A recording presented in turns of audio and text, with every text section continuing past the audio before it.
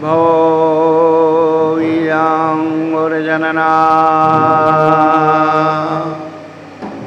रागाद्याक्षयमुपागता यस्य ब्रह्मा वा विष्णुर्वा हरो वा नमस्तस्मै।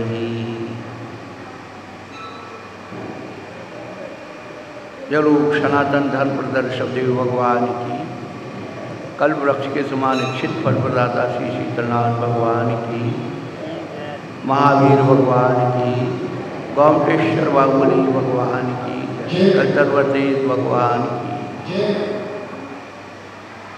की भारती सरस्वती शारदा है नाम तेरा, विदुषी है माता हंस गामिनी कहाती है, वागीश्वरी जगे माता ब्रह्मणी है बरेला तू, ब्राह्मणी है वाणी है तू, भाषा कहलाती है, ब्रह्मचारिणी है माता बाल कुमारी है तू, गोह सुत देवी है तू, विद्या कहलाती है।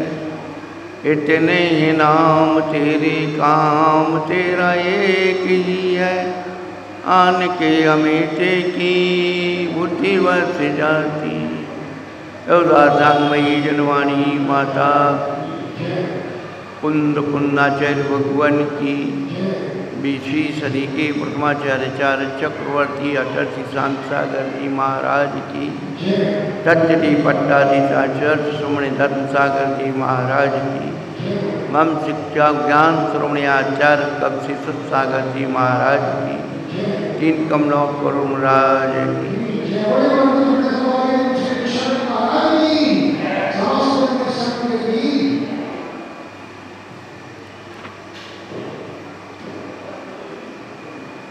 धर्मानुरागी भव्य आत्माओं,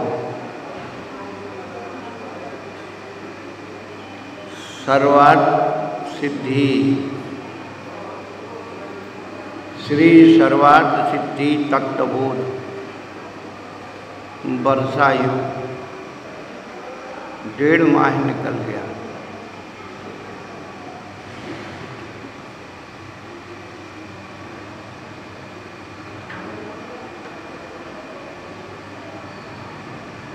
वास्तविक में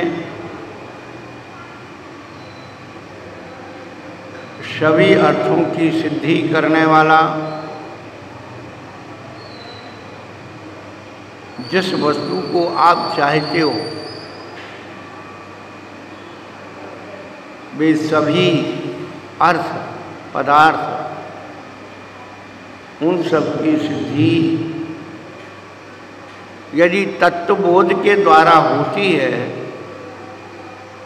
उससे कर्म का बंधन नहीं होता है,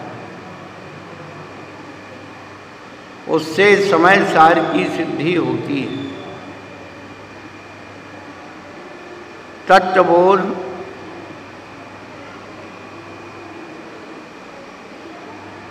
समय सार की सिद्धि करता है, आत्मा की सिद्धि करता है।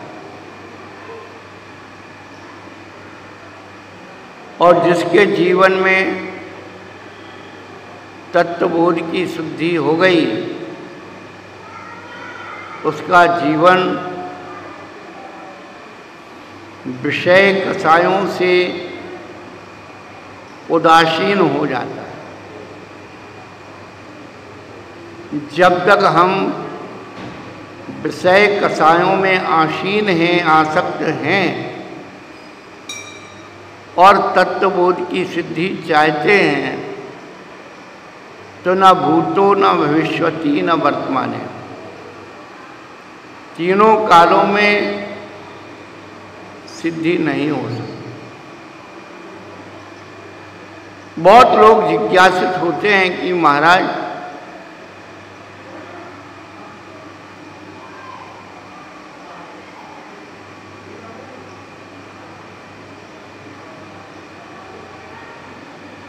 हमारे जीवन में सुख तो है पर शांति नहीं है। सुख तो आपको आपके कर्म के उदय से मिला है, और शांति जब भी मिलेगी त्यागात शांति। कर्म के उदय को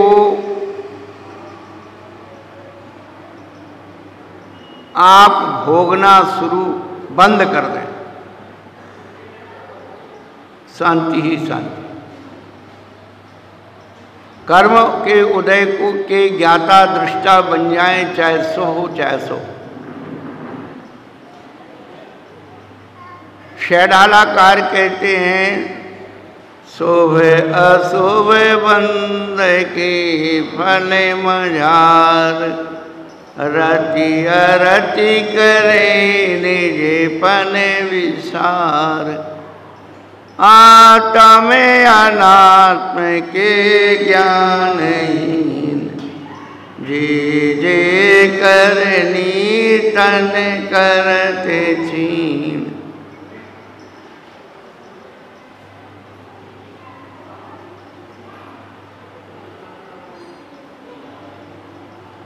तत्वबोध का मतलब है जीवंत धर्म। तत्वबोध का मतलब है जीवंत धर्म।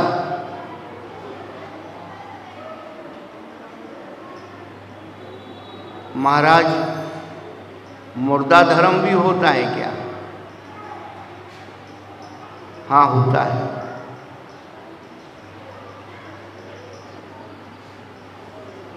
जिस धर्म में आत्महित की भावना ना हो वह सब मुर्दा धर्म है।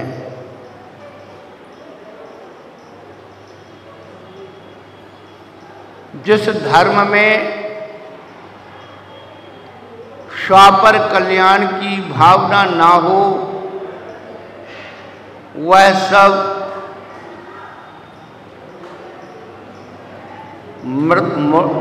मुर्दे का श्रृंगार है, शव का श्रृंगार है।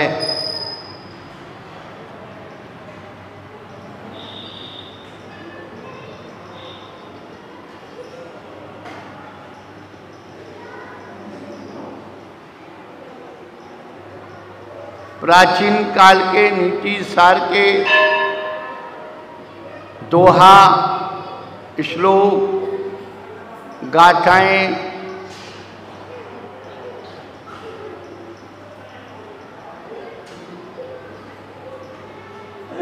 पोथी पढ़ पढ़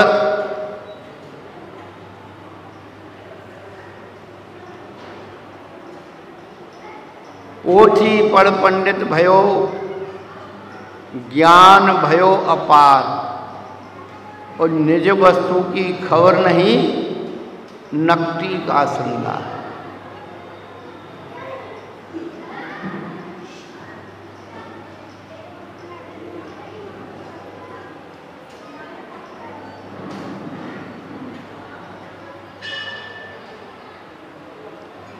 समृद्धि जी, आपकी पाठशाला का समय हो गया है।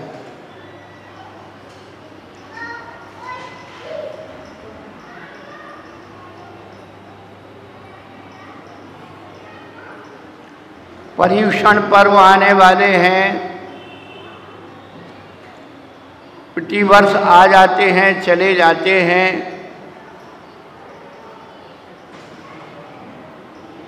हम लोग व्रत कर लेते हैं, त्याग कर लेते हैं, उपवास कर लेते हैं, और 10 दिन थोड़ा प्रवचन पूजन कर लेते हैं।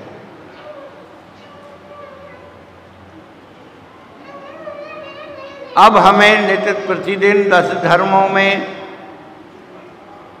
जीवंत धर्म ढूंढना है, और जीवंत धर्म कहाँ है? ये मंदिर में नहीं है,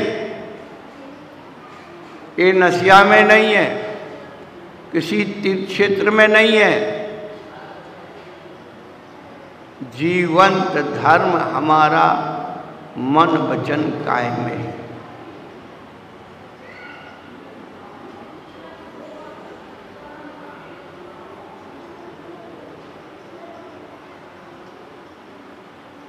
मन से हम क्या सोच रहे हैं, कर रहे हैं, हमारी दूसरों के प्रति क्या सोच है,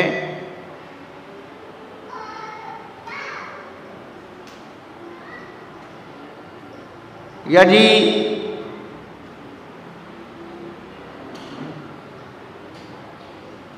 हमारी सोच दूसरों के प्रति अच्छी नहीं है तो ये समझ लेना कि हमारा स्वयं का अहित है।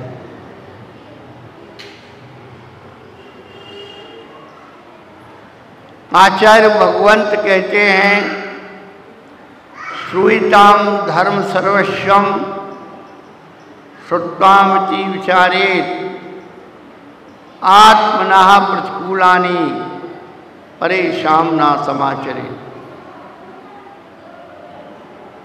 धर्म सुनने की मनाही नहीं है। आप किसी भी धर्म को सुनो और सुत्वामिति विचारे,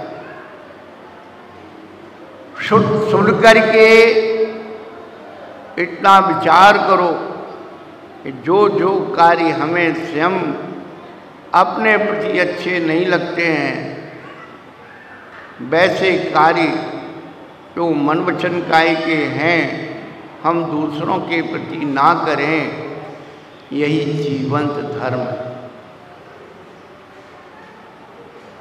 आज का व्यक्ति दोहरा जीवन जी रहा है। मंदिर में आकर धर्मात्मा बन जाता है और व्यापार और में वो सब कुछ भूल जाता है।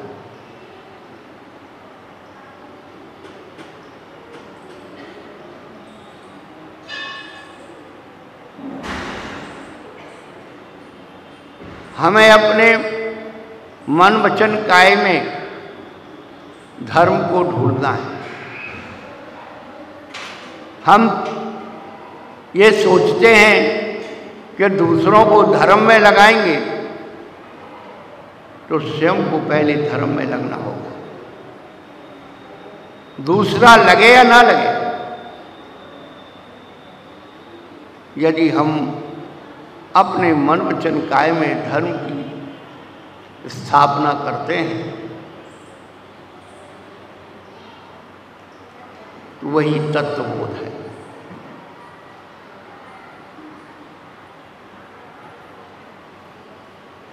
पर्युषण पर्व क्यों आते हैं? हर वर्ष सोते हैं पंडित विद्वान महाराज, माताजी, त्यागी, बुद्धि, बहुत लोग हैं और सुनाते हैं। अब तो और ज़्यादा सस्ता हो गया, आजकल व्यक्ति को मंदिर में आने की जरूरत नहीं है, टीवी खोल कर बैठ जाओ, लाइव टेलीकास्ट हो रहा है। पर सुधरना तो स्वयं को पड़ेगा ना। आचार्य श्री ने बहुत अच्छी बात कही, मुनि श्री ने बहुत अच्छी बात कही, माताजी ने बहुत अच्छी बात कही, पर हमने अच्छी बात कहाँ ली। लेकिन गलत बात को इतने जल्दी ले ली, आहा हा हा।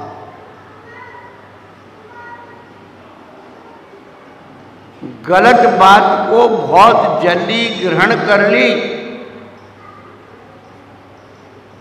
पर आपको एक बात बता दें, मिथ्या दृष्टि जीव को अच्छी बात हमेशा गलत ही लगती, अच्छी बात हमेशा उल्टी ही लेता है। उसी का नाम तो मिथ्या दृष्टि है।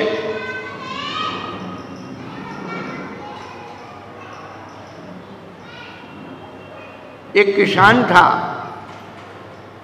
उसके गाय थी। वो गाय सूखी घास नहीं खाती, उसको हरी घास चाहिए। अब गर्मी के दिन में हरी घास कहाँ से लाएं? बड़ा परेशान।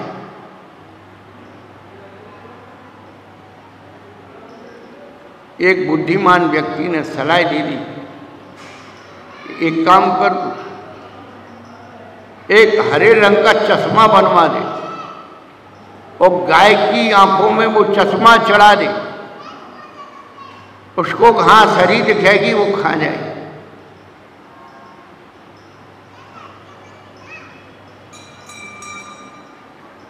यही बात हम सबके जीवन में आ रही है। हम उस धर्म को अपने अनुकूल बनाने की प्रक्रिया में अपनी आंखों पर संतवाद, पंथवाद, ग्रंथवाद का चश्मा चढ़ा लेते हैं और उसे खा करके सोचते हमने बहुत कुछ खा लिया।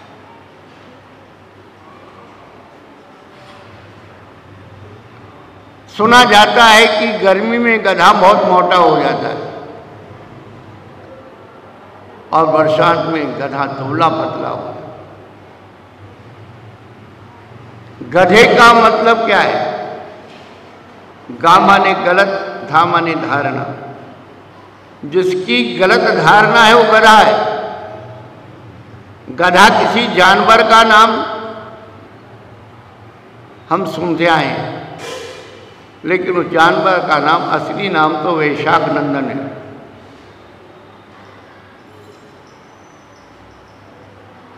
गधे के बारे में बोलती माटी में बहुत ही अच्छा चित्रण किया है। गधे का और माटी का संवाद। जब वह माटी गधे के ऊपर रखी जाती है तो आप देखते हैं वो मचकती है, वो चलता है तो उसकी खोली भी हिलती है। माटी अब मचक मचक कर, झूम झूम कर चली जा रही है, लेकिन जिस पर बैठी हो उसका नाम गधा है, इसलिए शर्म से गड़ी जा रही है। माटी ने गधा से पूछा कि तुम्हें मेरा ढोना तो वजन तो नहीं लग रहा है, मेरा ढोना तो नहीं खल रहा है। गधा जवाब देता है, नहीं नहीं, ऐसी कोई बात नहीं है, ये तो मेरा रोजी का काम है। कहाँ मिलता मुझे विश्राम है? मैं अपद वालों को पद देने का काम करता हूँ। अपद वालों को पद देने का काम करता हूँ, और जो पद वाले हैं उनका द्रोह होने पर लोग उन्हें अपद करके क्या करते हैं? उन्हें अपद करके हमारे ऊपर बिठा देते हैं, गांव में घुमा देते हैं।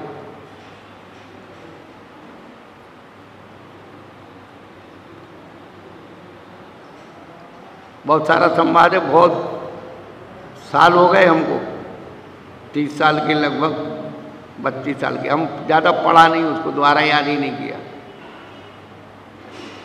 लेकिन उसका जो संवाद है हमारी चेतना को जगाने वाला है कि कहीं हम अपने पद का दुरुपयोग करेंगे तो सुनिश्चित है अब वो पुरानी परंपराएं शासन के संरक्षण में तो हो सकती है, कानून के संरक्षण में हो सकती है, लेकिन अब पंचों के संरक्षण में या व्यक्ति के संरक्षण में नहीं होती हैं। पुलिस वाले चाहें तो किसी व्यक्ति को काला मुंह करके गले में जूतों की माला डाल करके गधे पे बिठा करके निकाल सकते हैं। हाँ, एक बात जरूर है कि होली पर आप अपना स्वांग बना लो और आप अपने आप से मर्जी से बैठ करके निकल जाओ तो फिर कोई मना नहीं करेगा। लेकिन यदि किसी ने बिठा दिया और कर दिया तो फिर आप कानूनन अपराधी हो जाए। तो गधा को गधा क्यों कहा जाता है कि गर्मी में जब घास खाता है और खाते खाते पीछे मुड़कर देखता है तो मैदान साफ दिखता है, तो विचार करता है मैंने सारे मैदान का घास खा लिया। लेकिन जैसे पानी गिर जाता है, मैदान में घास आ जाती है, तो फिर क्या होता है? खाते खाते पीछे देखता, अरे अब तो मैंने कुछ खाया नहीं, सारे मैदान की घास। ऐसे ही बंधुओं,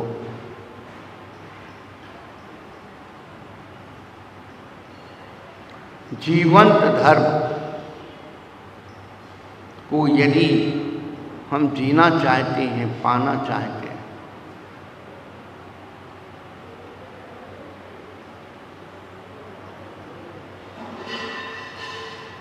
तो गलत धारणा को निकालना होगा। गलत धारणा कैसे निकलेगी? तो जिनकी गलत धारणा निकल गई है उनके सानिध्य में हमें रहना हो।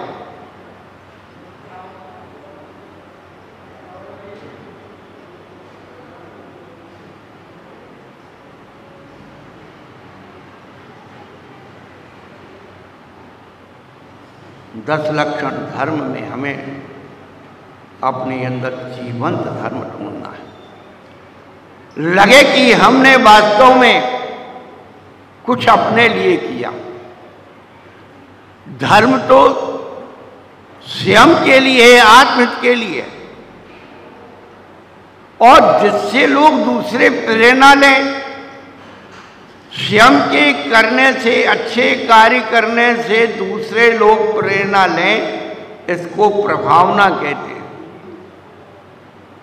प्रभावना का मतलब ये नहीं है कि बहुत अच्छा पंडाल बना लिया, बहुत बाजे बजा दिए, बहुत संगीत बजा लिया, ये प्रभावना नहीं। किसी एक जीव के जीवन में परिवर्तन आ जाए, एक जीव के भी जीवन का उत्थान हो जाए, कल्याण का मार्ग दिख जाए, वही प्रभाव।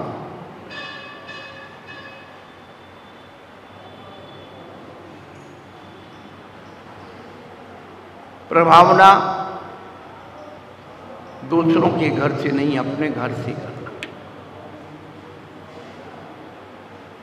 जब स्वयं के अंदर होगी तो दूसरों के अपने प्रेरणा लेंगे। पर्युषण पर्व आ रहा है, अपने घर में कुछ अच्छी तैयारी करें। सबसे पहले एक संकल्प ले लें कि 10 दिन हम बाजार की वस्तु ना खाएंगे, ना खिलाएंगे, रात्रि भोजन नहीं करेंगे, ना कराएंगे। मोह में मत मरिए। 10 दिन में ऐसा कुछ बिगड़ने वाला नहीं। और हमारा मोह,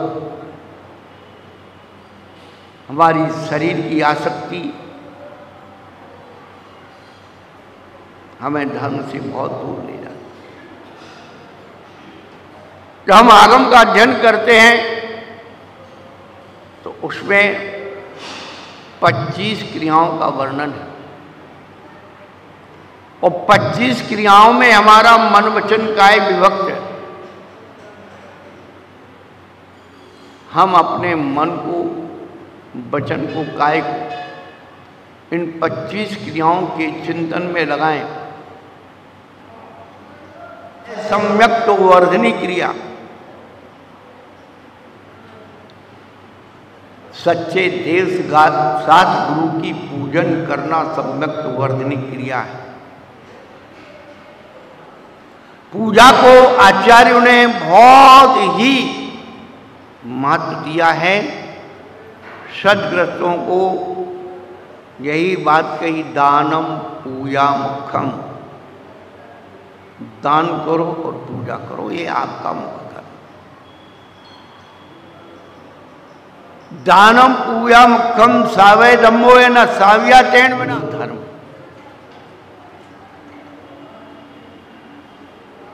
जब हमारे मन में होगा तो शरीर में वचन में आएगा, वचन में होगा तो कायम है।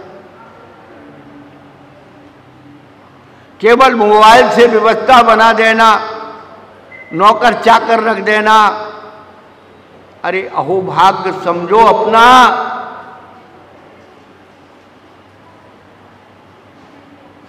कि आपको भगवान ने सेवा करने का मौका दिया।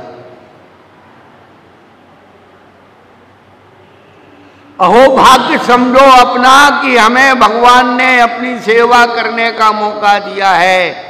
अरे तुम क्या कर सकते हो भगवान की सेवा? उनकी सेवा करने के लिए तो स्वर्गों के इंद्र आते हैं, उनकी पूजा करने तो स्वर्गों के देव आते हैं।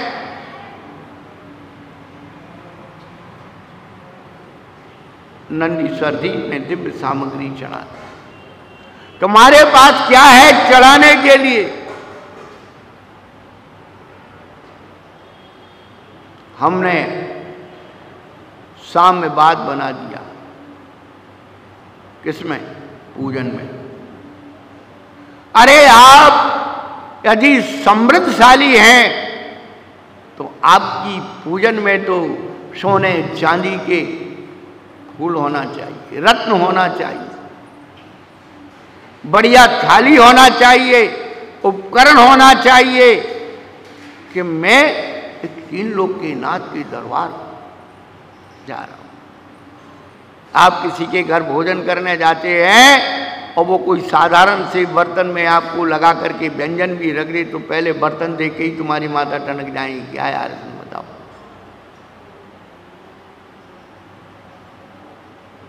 और खूब सोने चांदी के बर्तन हो और भोजन रुक छुक हो तो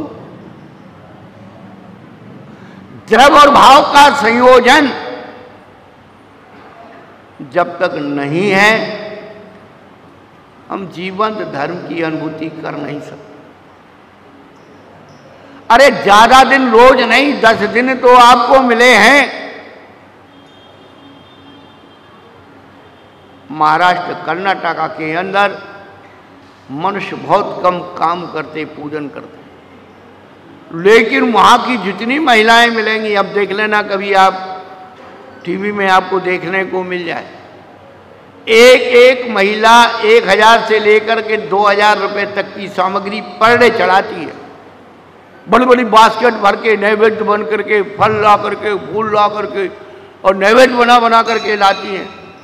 और हर अर्घ में ऐसा नहीं कि एक में बादाम चढ़ा दी, बाकी में लौंग इलायची चढ़ा के भगवान को पूरी सुना दी। वो ऐसे बना के नहीं रखती है। रखा भी लेंगे, उसमें पहले जल ऐसे डालेंगे, चंदन करेंगी, अक्षत लेंगी, पुष्प लेंगी, नैवेद्य लेंगी, एक एक द्रव्य लगा कर के फिर अर्घ और एक सिक्का उसमें डालेंगे। अर्घ का स्वरूप तो ये नहीं है, ये बाद में बदला है। कब बदला है मैं नहीं कह सकता हूं। अर्घ का मतलब तो ये है कोई कीमती द्रव्य भगवान के चरणों में अर्पण कर। अर्घ का शब्द का मूल्य भी है, अर्घ का अर्थ है मूल्य, और अनर्घ का मतलब है अमूल्य।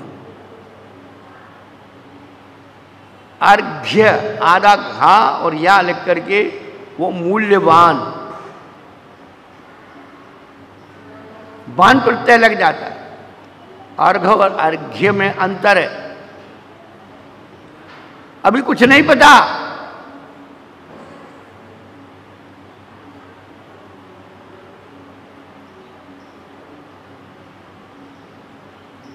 दस दिनों में हमें जीवंत धर्म की अनुभूति करें। लगे कि हमने कुछ किया। हम लोगों ने भी बचपन में धर्म को देखा है, और आपके देश में तो हमें 33 साल की लगभग हो गए देखते देखते।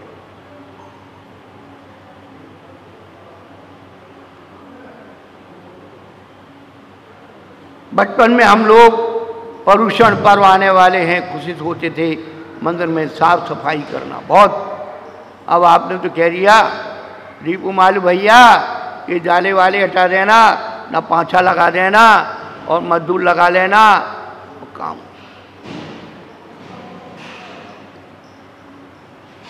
कहां धर्म दिख रहा है? अपने हाथों से कुछ करो, वो अनुभूतियां इकट्ठी करो, ये जीवंत धर्म है।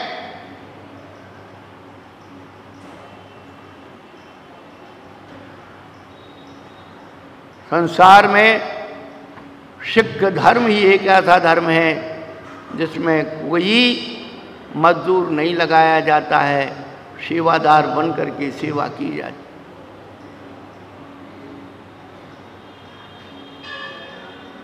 कौन जूते चप्पल संभालता है, रखता है, जहां मर्जी आए खोल दिए, जहां मर्जी आए रख दिए, जहां मर्जी आए क्या है?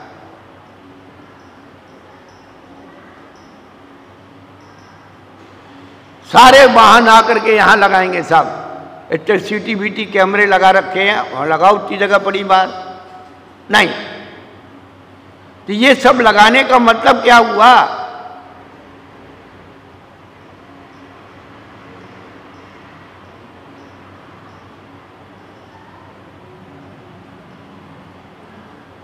जिस धर्म को करने में भय है, जिस धर्म को करने में अहंकार है,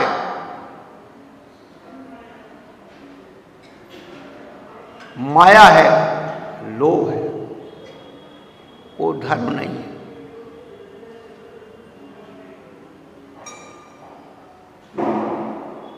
अपने मन वचन काय को पहले व्यवहारिक क्रियाओं को सुधारने में लगाइए। वचनों की ओहो फिरोजाबाद का ये उपहार है।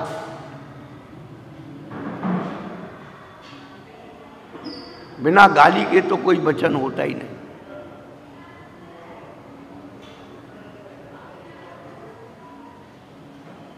मन की दशा, मन के अर्थ बहुत जल्दी लगाते हैं। क्या? मन की शुद्धि जब तक आप अपने मन के अर्थ लगाते रहेंगे, अनर्थ में ही जीते रहेंगे।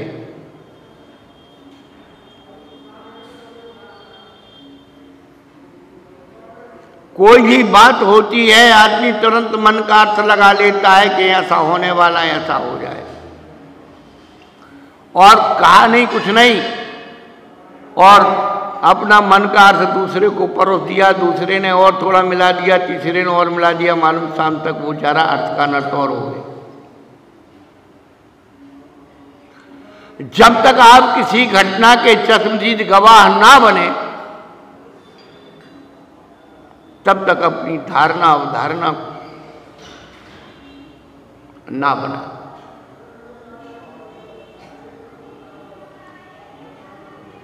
किसी की भावना का सम्मान करना भी सीखें।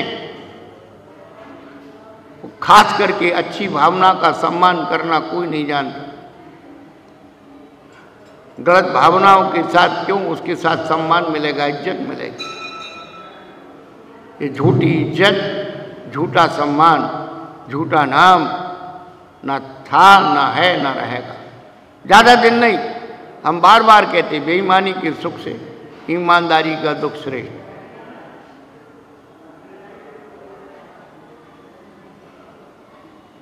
भगवान की आराधना यदि वास्तव में करनी है तो फिर पद में रह करके नहीं हो, आप निरापद होकर के करिए। फिर आपको ऐसा पद मिलेगा, चक्री खगधर इंद्र पद मिले आपसे, आपको चक्रवर्ती का पद मिलेगा। हम बार बार एक ही बात कहते, भैया धनवान बनने में कोई फायदा नहीं है, धनवान बनने में कोई फायदा नहीं है। जितने भी धनवान हैं वे सब भगवान के चरणों में पड़े हुए।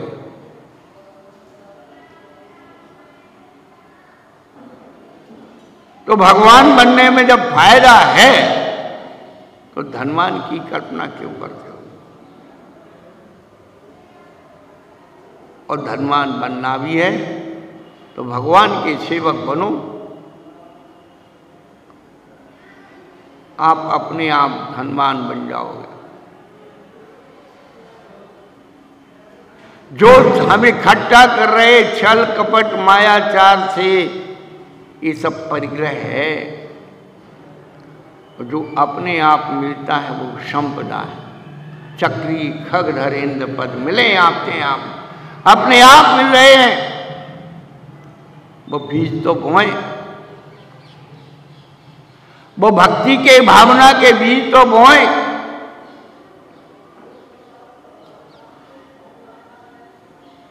वो ये बीज बमूल के आम कहां से पाए? भावनाओं के बीज तो हम बबूल के बो रहे हैं और सोचते आम के फल मिल जाएंगे। न भूतो न भविष्यति न वर्तमान। हाँ, कोई विज्ञान का आजकल कृषि विज्ञान में बड़ा चमत्कार हो रहा है। कदम लगा करके और एक में 4-4 प्रकार के फल तैयार हो रहे हैं। पर ध्यान रखना, वो सब संकर हैं और प्रजाति एक ही बार में स्वाहा होती है, द्वारा नहीं आती। उसका बीज बोगे तो नहीं मिलेगा, उसे फिर कलम करके ही तैयार करना पड़ेगा। लेकिन जो देशी होता है वो अपने बीज से ही बीज बनाता है।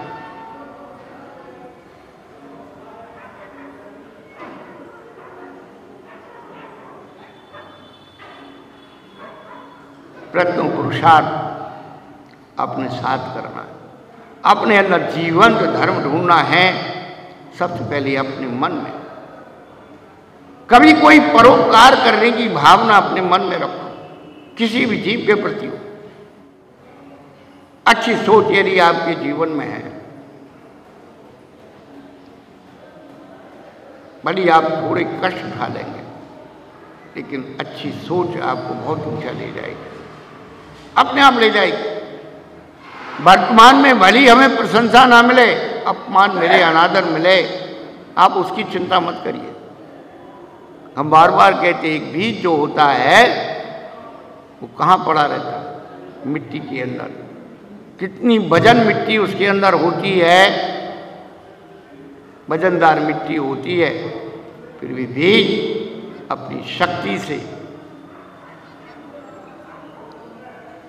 और उस मिट्टी को फोड़ करके ऊपर पौध बन जाता है, वृक्ष बन जाता है। हम सोच रहे कि हमें कोई भगवान ऐसे ही बना देगा और हम ऐसे ही बन जाएंगे।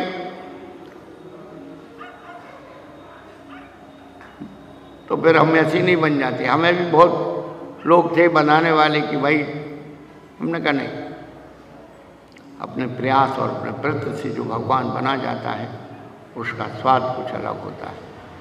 भक्तों के भगवान, बहुत भगवान बनाने वाले हैं। बहुत सारे भगवान बन गए, भक्तों ने बहुत सारे लोगों को भगवान बना दिया।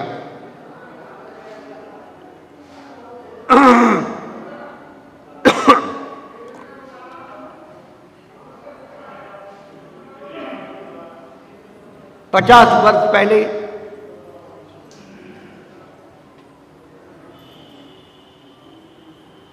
एक दो भगवान की बहुत चर्चा थी। वे दोनों ही भगवान जैन धर्म से संबंधित थे। एक भगवान रजनीश और एक भगवान कांजी भाई। आप उनके इतिहास उठा करके देखो, उनके साथ पढ़ो, उनका जीवन पढ़ जाओ। लोगों को ऐसा भगवान वो जादू करके कर दिया, ऐसे बालों को इकट्ठा किया, भोगो आनंद में लो। भोग से भगवान बनने की कला सिखाई, जितने पैसे वाले सब उसमें चले गए। पर ये धर्म बहुत अच्छा है, कुछ छुड़ाता नहीं है, पैसा तो वैसे ही खर्च करना है, तो भोग और में लगा करके और आनंद लो, परंतु उनका अंत कभी अच्छा नहीं बताया उसने उस समय बताया था एक दार्शनिक, उसी दार्शनिक ने, कि लेटेस्ट लगभग 300 भगवान अभी इस विश्व में, अभी भी रोज नए भगवान पैदा होते हैं। 10-25 लोग मिले और उन्होंने अपने गुरु को भगवान बनाया, और जरा सा भी किसी ने टिप्पणी कर दी तो वे सब आ गए इकट्ठे होकर के।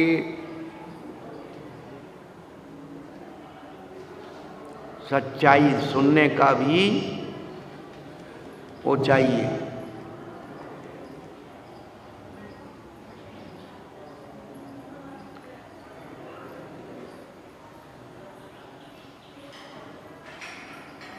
कहने का अभिप्राय,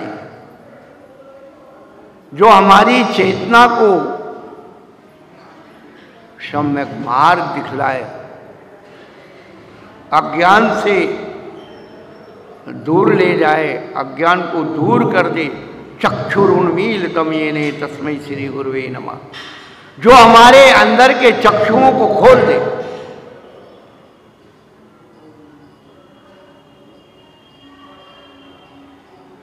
मोह नींद से जगा दे, वही तो हमारा गुरु है।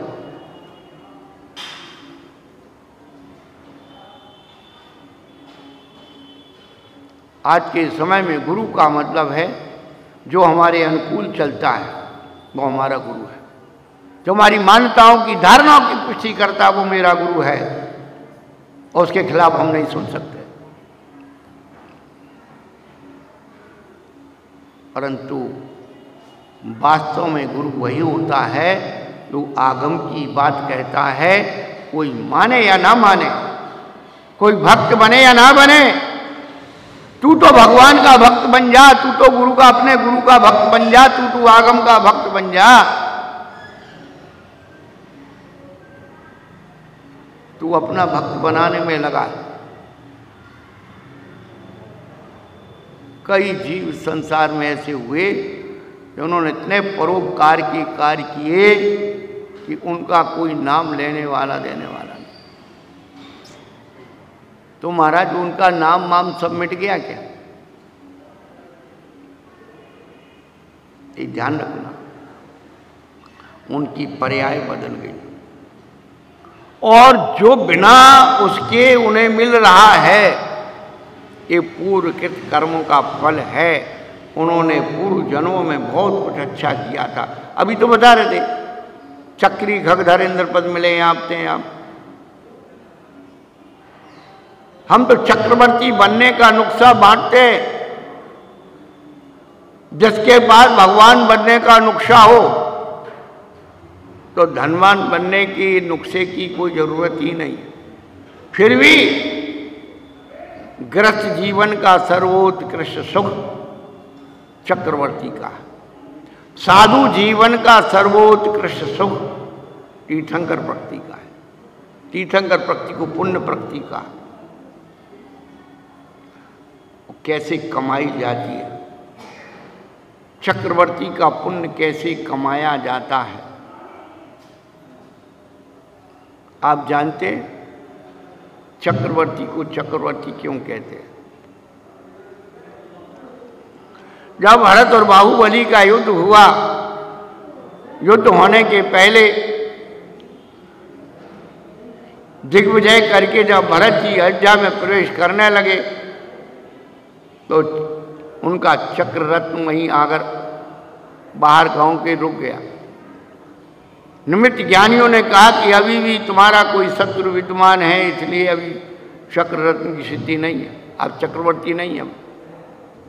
तो कौन हो सकता है? सभी तो जीता है। बोले तुम्हारे भाई बैठे, 100 भाइयों का हिसाब किताब, 99 भाइयों के पास खबर पहुंचाई तो उनने तो कहा भैया देखो यहाँ था, हम तो चले, ये भैया का राज है, संभाल। बाहुबली के पास जब दूत पहुंचा तो अपनी बात रखी, तो भरत चक्रवर्ती कहने लगे नहीं, बाहुबली कहने लगे, दूत ने तो कहा कि आपके भाई को छत्र पैदा हुआ है, वो चक्रवर्ती बन रहे हैं, आप उनकी आधीनता स्वीकार करें। लेकिन बाहुबली ने कहा कि नहीं, मुझे राज्य दे करके गए, मैं किसी की आधीनता स्वीकार नहीं करूं। आपको एक बात और बता दें, बाहुबली का राज्य जो है पोदनपुर अफगानिस्तान तक, वहाँ तक फैला हुआ था। ये तालिबान तो अब बन गया, अफगानिस्तान और ये सब, अफगानिस्तान का हिस्सा एक तालिबान, ये पाकिस्तान जो है, ये सब पूरा ये बाहुबली का राज्य था। ये घटनाएं आपके दिमाग में डालना इसलिए जरूरी है कि आपके पास कुछ ऐसा होना चाहिए।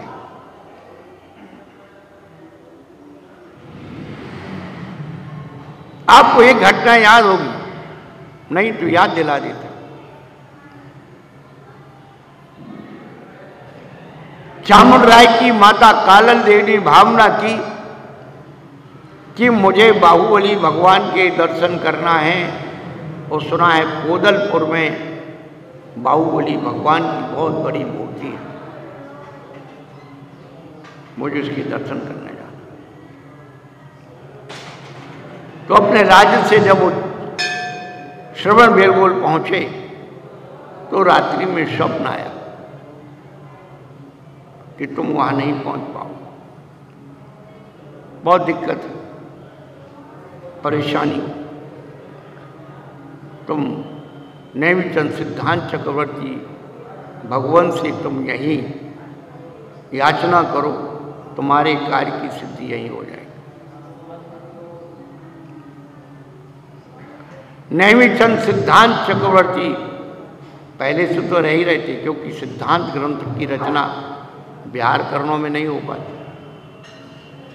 सबसे पहले शरीर की विश्रांति, बचनों का, क्यों रोज गांव में जाओ, एक प्रवचन दो, फलाना करो, ढमका करो तो रोटी खा लें, फिर कहाँ जाए, रोज मन में सोचे, निशांत। उसके पहले से ही वो नमाज कर रहे थे। फिर उन्होंने वो विधि बतलाई और 12 साल मूर्ति बनाने में लगे थे, और मूर्ति का अतिशय और चमत्कार हमने 2 वर्षा योग वहाँ किए और देखा। ऐसे ऐसे प्रश्नों को हमने हल किया वहाँ बैठ करके। आज उन्हीं भगवान की आशीर्वाद, एक कृपा दृष्टि मेरे ऊपर है कि आगम सिद्धांत का कोई भी प्रश्न जब उठता है तो तत्काल नहीं, लेकिन कई सिद्धांतों के समाचार मेरे जीवन में 33 साल 40 साल बाद हुए, लेकिन हुए जरूर। ये मैं उस जिनवानी की कृपा मानता हूं, उन गुरुओं का आशीर्वाद मानता हूं। आप लोगों को भक्त बनाने से मेरा कोई लाभ नहीं है, ध्यान रखना। मुझे भक्त बनने में लाभ, मैं जब पूज्यपाद आचार्य की सर्वासिद्धि पढ़ता हूं, ऐसा लगता है पूज्यपाद आचार्य भगवान मुझे कान पकड़ करके पढ़ा रहे। ऐसे नहीं, ऐसे ये ऐसे नहीं, ऐसे बंधु श्रद्धा हो जब जिनवाणी पर विनय सहित और बना, इससे हमारे अंतर चक्षु खुलते हैं। तो जिनवाणी माँ है, संसार की माता है, तो हमें लोरी सुना के सुनाती हैं। अब वो सुनाने वाली लोरी भी नहीं बची है। अब बच्चे सोते ही नहीं है, लोरी क्या सुनेंगे। माँ बाप परेशान है, महाराज हमारे बच्चे 2-1 बजे तक नहीं सोते, हमें सोने नहीं देते। सब गड़बड़ हो गया। माता मदालसा की लोरी, वो कौशल्या की लोरी, कैसी लोरी सुना करके बच्चों को सुना दी। राम और लक्ष्मण जब आश्रम में थे तो जब वहां छोड़ने के लिए गए तो सुना जाता है कि राम और लक्ष्मण बिना लोरी सुने सोते नहीं थे। तो आश्रम में जो गुरु माँ थी वो रोज राम और लक्ष्मण को लोरी सुना करके जाती थी, सुला के जाती। क्या है हमारे पास?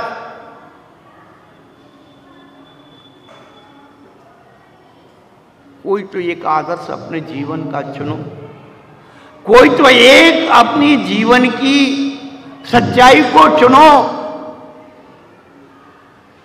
कोई तो एक अपने जीवन की अच्छाई को चुनो। यही तो जीवन धर्म है।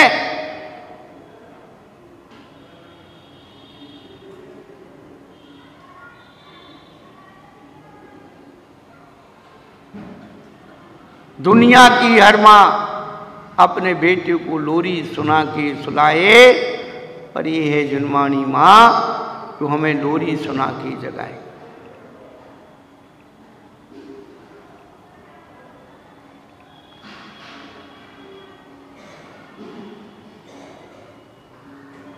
वही मूर्ति निकल गई, पर जिस मूर्ति के दर्शन करने जाने वाली थी वो मूर्ति कहाँ है? इतने लोग बैठे आपको बता देना चाहते हैं, दुनिया माने या ना माने, ये जो बातें टेप होंगी भविष्य में इन पर रिसर्च होगा। बहुत तालिबान की जो बुद्ध की मूर्ति कही जाती थी, बड़ी बड़ी मूर्तियां थी, तो तोड़ दी गई। बंधु बुद्ध की मूर्ति खड्गासन में भी होगी तो अभय मुद्रा में होगी, पद्मासन में होगी तो भी वो अभय मुद्रा में होगी। कल्पसर्ग मुद्रा तो एक दिगंबर जैन की मुद्रा होती है। आज भी कई म्यूजियम में, कई पुरातत्व विभाग में दिगंबर मूर्ति को बौद्ध की मूर्ति मानते हैं।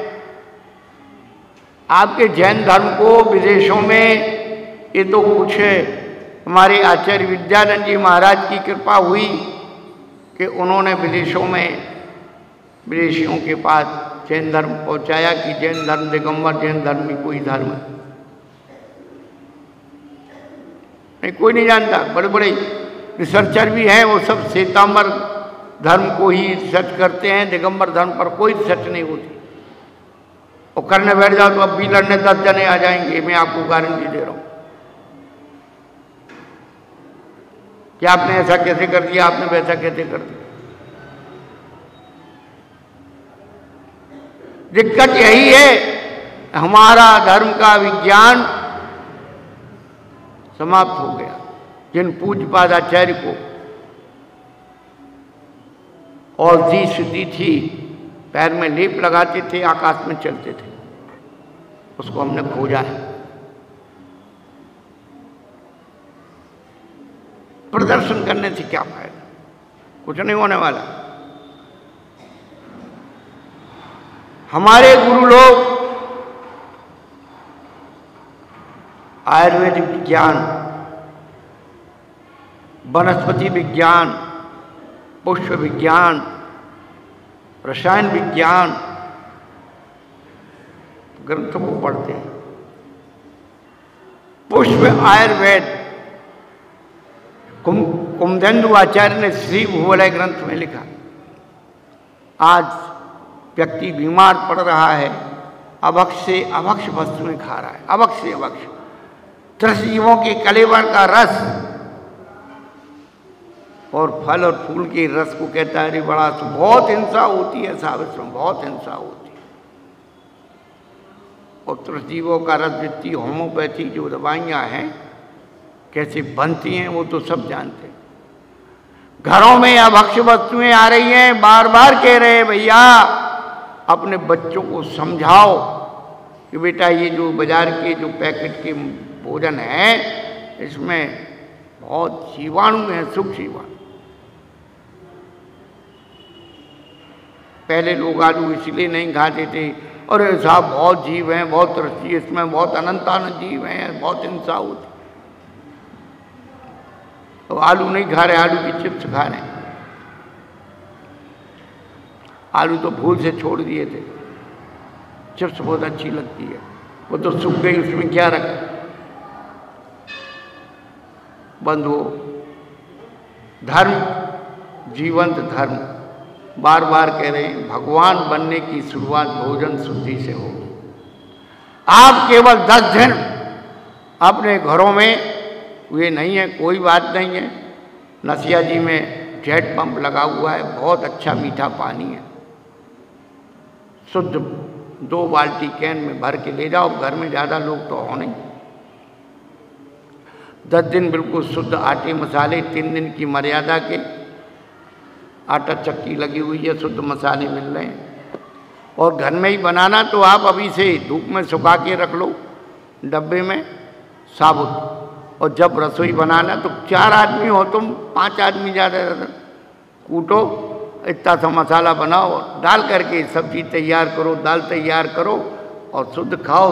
10 दिन आप अपने बच्चों के अंदर संस्कार डाल दीजिए, वो अपनी आँखों से देख लें कि मेरी माँ, मेरे पिताजी 10 दिन ये सब सूट बूट अलग रख दीजिए, सर्विस के लिए जाइए और दुकान पर जाइए, लेकिन भोजन करते समय चौकी पाटा लगा करके, धोती दुपट्टा पहन करके, और 10 दिन आप भोजन करना शुरू कर दो तो आपके घर का एक ऐसा माहौल, जीवंत धर्म दिखेगा कि हाँ, वास्तव में महिलाओं के हाथ में रसोई है, और आदमियों के हाथ में कम से कम अपना विवेक है कि हम अपने बच्चों को कैसे संस्कार दें जीवंत, कि बेटा कम से कम 10 दिन तो हम धोती दुपट्टे में शुद्ध कपड़े पहन करके शुद्ध रसोई करें। ये हम लोगों ने अपने जीवन में अपनी आंखों से देखा है, ये जीवंत धर्म की निरूपणा, कि 10 दिन कम से कम ठीक है, रोज नहीं आ सकते बच्चे, लेकिन जिस दिन छुट्टी का दिन है, इस 10 दिन में बहुत सारी छुट्टी आने वाली हैं, गणेश चतुर्थी की छुट्टी है, और भी छुट्टी है, रविवार है, तो 10 दिन अपने बच्चों को, बच्चियों को कहो कि आपको मंदिर चलना है, बच्चों को अपने अभिषेक कराइए, बच्चियों को पूजन कराइए, अच्छी सामग्री रखिए, उनके सामने आदर्श बनिए, अपनी सामग्री